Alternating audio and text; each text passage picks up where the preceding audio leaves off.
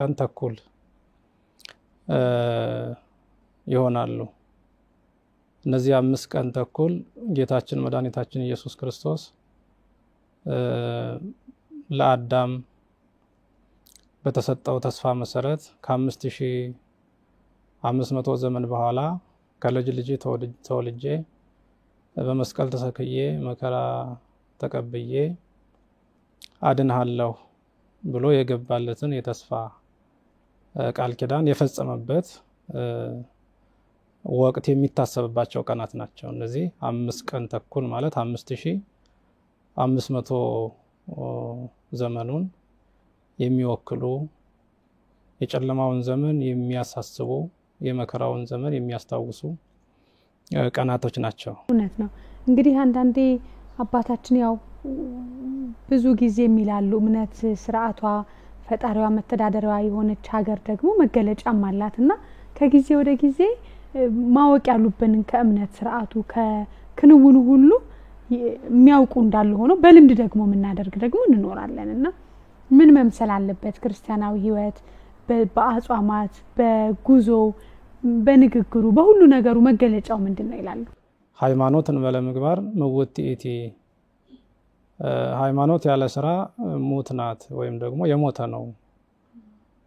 የሞተ ነገር ህይወት የሌለው ነገር ነው፣ ግዑዝ ነው። ሃይማኖት አለው የተባለ ሰውም በስራ ካልተገለጸ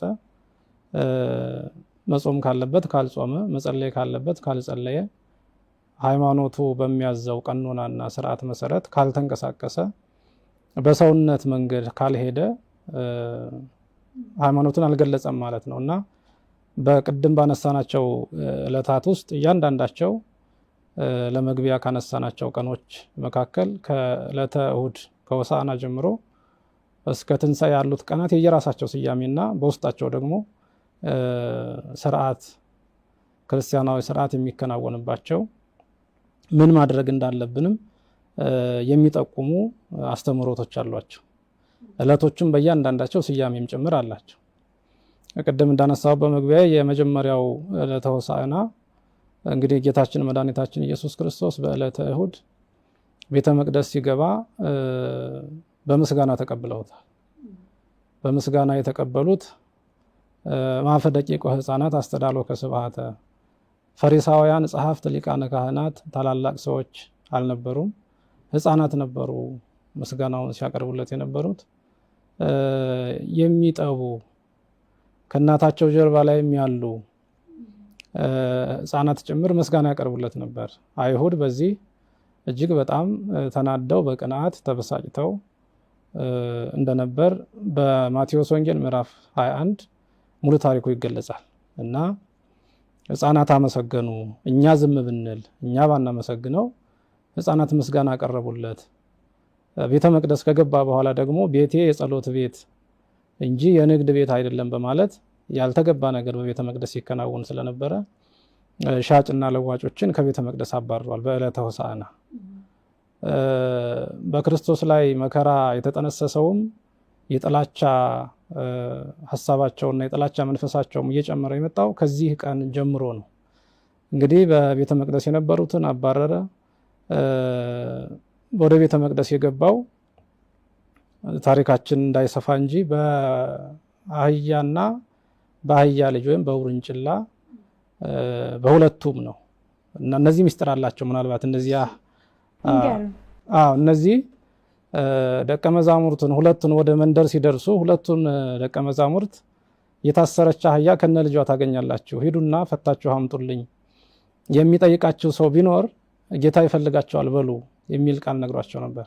ጴጥሮስና ዮሐንስ ናቸው ደቀ መዛሙርቱ እና እነሱም ጥያቄ አላነሱም። አንዳንድ መልእክተኛ ለምን ከማን እንዴት ይሆናል ብሎ ይጠይቃል። ሐዋርያት ግን አልጠየቁም።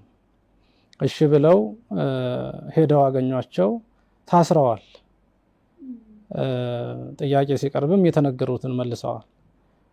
እንግዲህ ጌታ የመጣው የታሰሩትን ለማስፈታት ነው። እነዚህ አህዮች ተፈቱ ማለት ነው።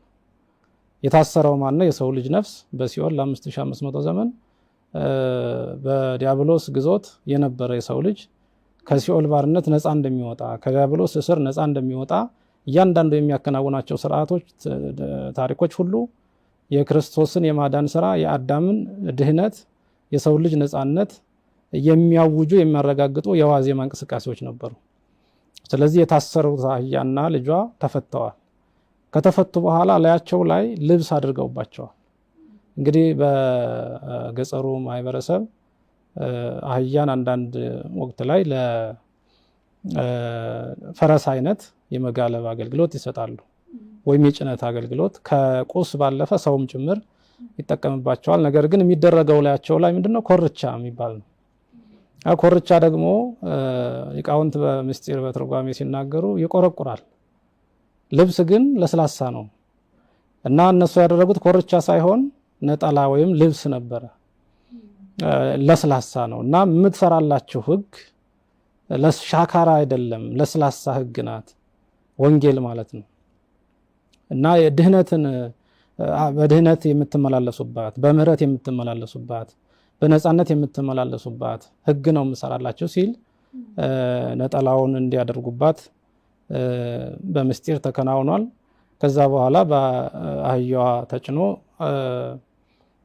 ተጉዟል ማለት ነው እና በመንገድ ላይ ሲመጣ ያዩ ሰዎችም ደግሞ ልብሳቸውን ሌሎችም እያነጠፉ የዘንባባ ዝንጣፊ እየቀነጠፉ እያነጠፉም ይዘውም ጭምር ሆሳዕና በአርያም ሆሳዕና በአርያም እያሉ